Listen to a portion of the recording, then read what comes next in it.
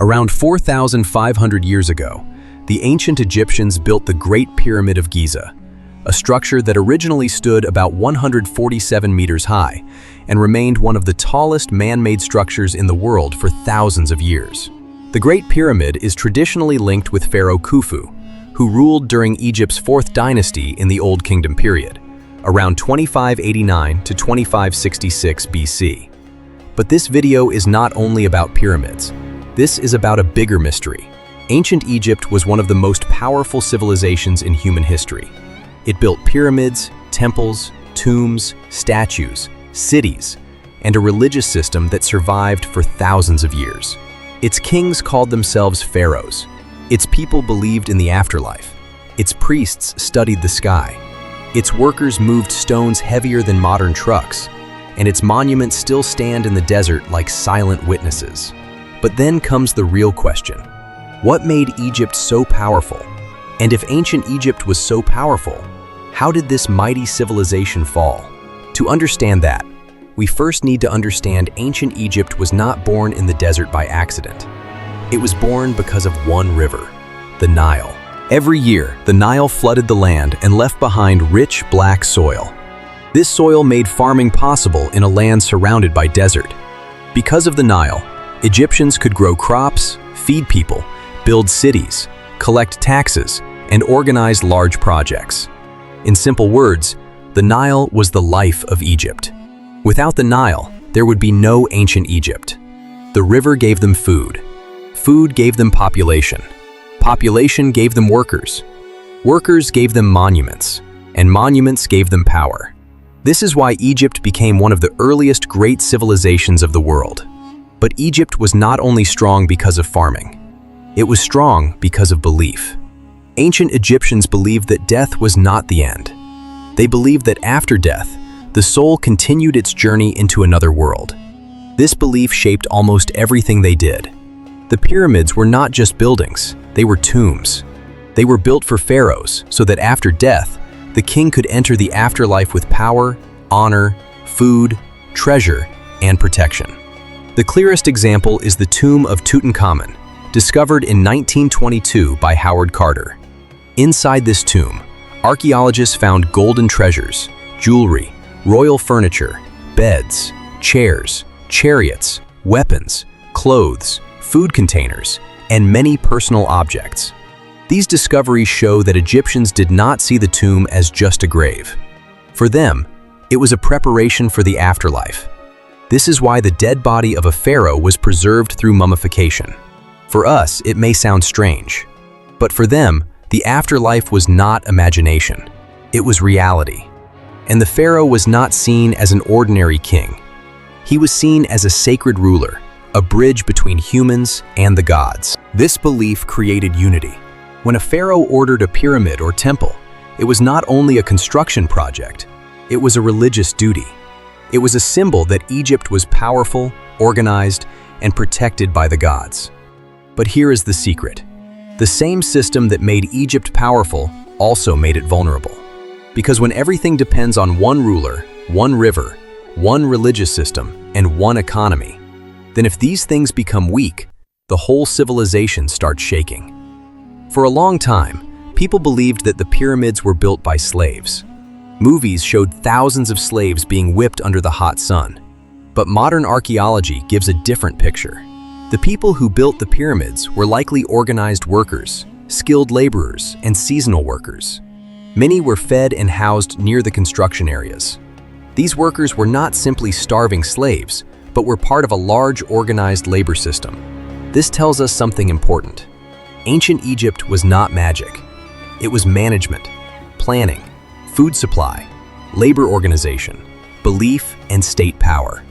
The Egyptians cut stones, moved them on sledges, used water to reduce friction on sand, and likely used ramps and other simple engineering methods to lift heavy blocks.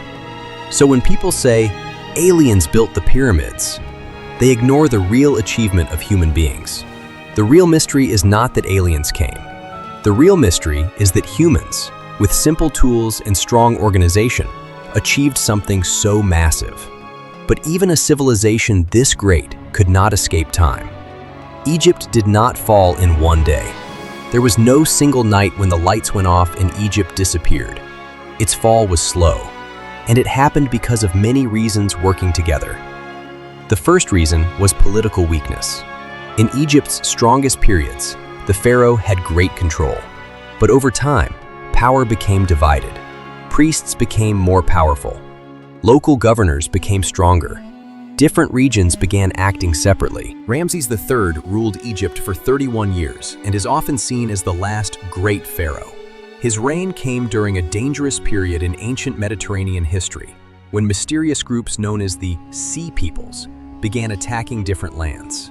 Their exact identity is still debated, but many scholars believe they were mixed groups of refugees and warriors from the Western Mediterranean, pushed by drought, famine, and instability. They moved east in search of land, food, and power. Egypt may have faced their attacks at least twice, during the reigns of Merneptah and Ramses III. In 1177 BC, Ramses III and the Egyptian navy successfully stopped a major Sea Peoples invasion. He recorded this victory on the walls of his temple complex at Medinet Habu, but his victory did not save Egypt from decline. Ramses III later became the victim of an assassination plot inside his own royal household. After Ramses III, Egypt was never the same again.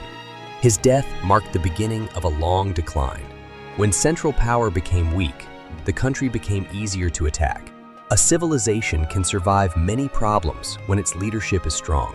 But when leaders fight each other, even a great empire becomes weak from inside. The second reason was economic pressure. Huge temples, tombs, armies, royal courts, and building projects required money, food, and labor. As long as the Nile produced enough crops and the state collected enough taxes, the system could continue.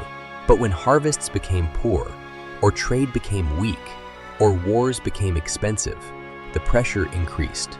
A pyramid is not only a monument, it is also a sign of surplus. It means the state had enough food and labor to support people who were not farming every day. But when surplus becomes low, big projects become harder. People become unhappy. The state becomes weaker. The third reason was environmental stress.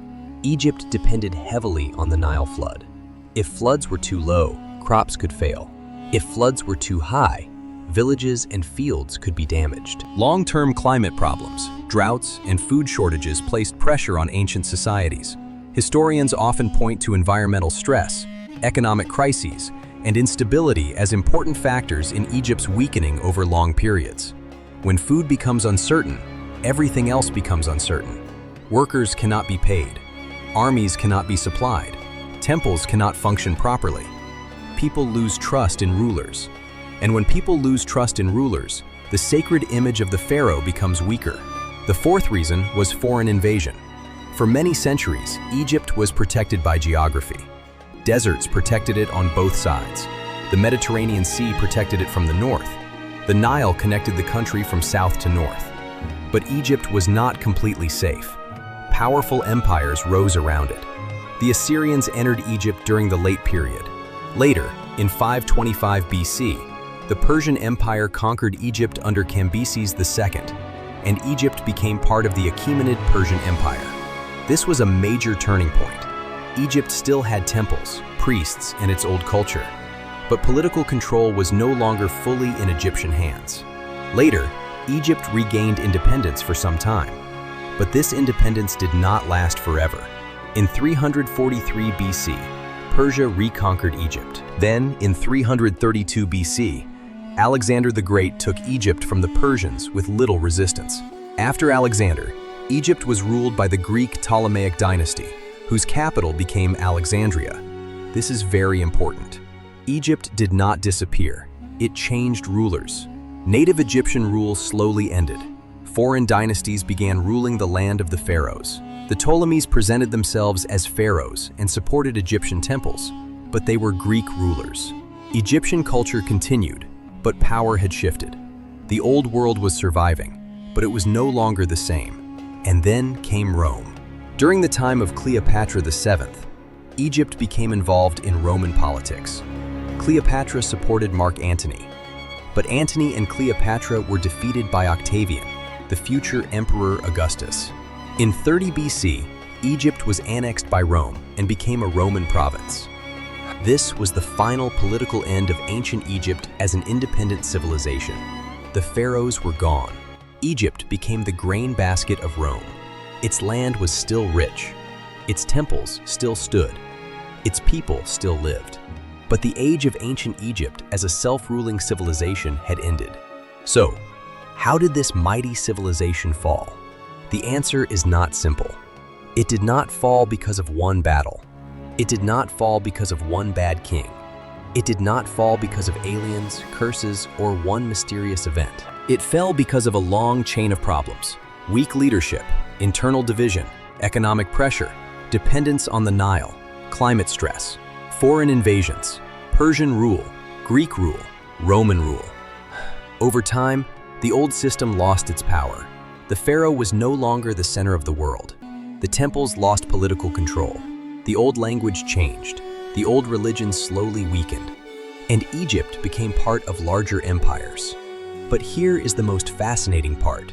Ancient Egypt fell politically, but it never truly disappeared. Its monuments survived. Its symbols survived. Its stories survived. Its mummies survived. Its pyramids survived. Its art survived. Even today, when we see the Great Pyramid, we are looking at a message from 4,500 years ago. A message written not on paper, but in stone. A message that says, "We were here. We built this. We believed in another world. And we wanted to be remembered forever." And they succeeded, because thousands of years later, we are still asking questions about them. Who were they? How did they build these wonders? What secrets did they know? And how did such a mighty civilization fall? Maybe the greatest secret of ancient Egypt is not hidden inside a pyramid. Maybe it is hidden in this lesson. No civilization falls in one moment. Civilizations fall slowly, when their systems become weak, when their leaders lose control, when their economy breaks, when nature turns against them, and when stronger powers rise around them. Ancient Egypt was great, but greatness does not mean forever. Even the strongest kingdom can fall. Even the biggest monuments can lose their shine. Even the most powerful pharaoh can become history. But some civilizations leave behind something stronger than power. They leave behind mystery. And ancient Egypt left behind one of the greatest mysteries on earth. The pyramids still stand. The desert still keeps its secrets. And the world still wonders. What did ancient Egypt know that we have forgotten?